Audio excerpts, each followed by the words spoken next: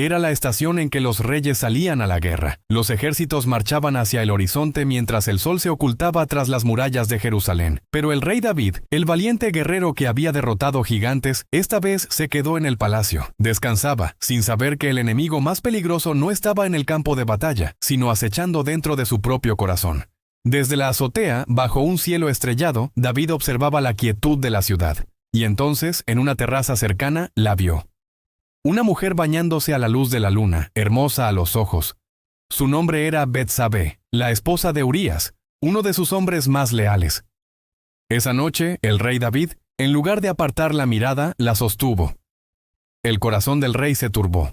En ese momento crucial, tenía una elección: la rectitud que lo había guiado hasta el trono, o el placer fugaz que se le ofrecía, y eligió lo segundo. Mandó a sus siervos a buscarla, y el denso silencio de la noche se convirtió en el único testigo del error que marcaría su vida para siempre. Aquello no fue una historia de amor, sino una historia de poder, de culpa y de un silencio forzado. Al amanecer, Betsabé regresó a su casa, vistiendo lentamente la ropa junto a la vergüenza, llevando un peso que nunca pidió y un secreto que pronto se haría imposible de ocultar. Pasaron los días. La vida en el palacio parecía seguir su curso, hasta que un mensaje en un rollo de papiro lo sacudió por dentro.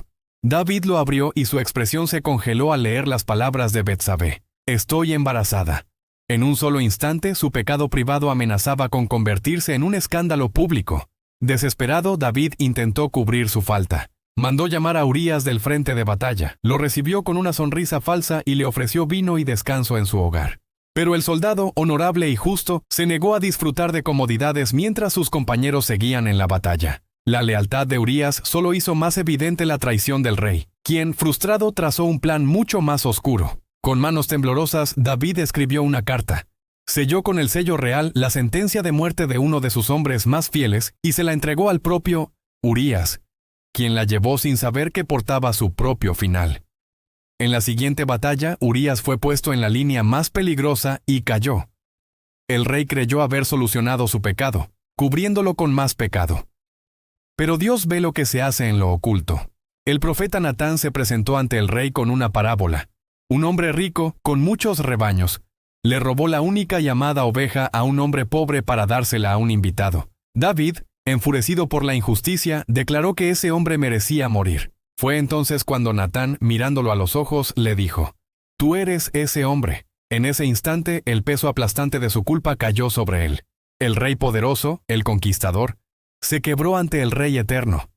Cayó de rodillas en la oscuridad de su palacio y con lágrimas clamó: «Crea en mí, oh Dios, un corazón limpio y renueva un espíritu recto dentro de mí». El perdón de Dios no borró las consecuencias. El pecado dejó cicatrices profundas en su corazón y en su reino. El hijo nacido de esa unión murió, y Betsabé lloró junto a una cuna vacía, en un silencio sagrado y doloroso. Pero la historia no termina en la tragedia. Dios, en su infinita misericordia, transformó el dolor en propósito. De su unión más tarde nació Salomón, un rey sabio. Y fue del linaje de Salomón de donde, siglos después, nacería el Mesías. Porque donde el pecado abunda, la gracia sobreabunda. Si esta historia tocó tu corazón y quieres conocer más verdades que transforman vidas, suscríbete a Cristiano al Tanto. Nos vemos en el próximo video.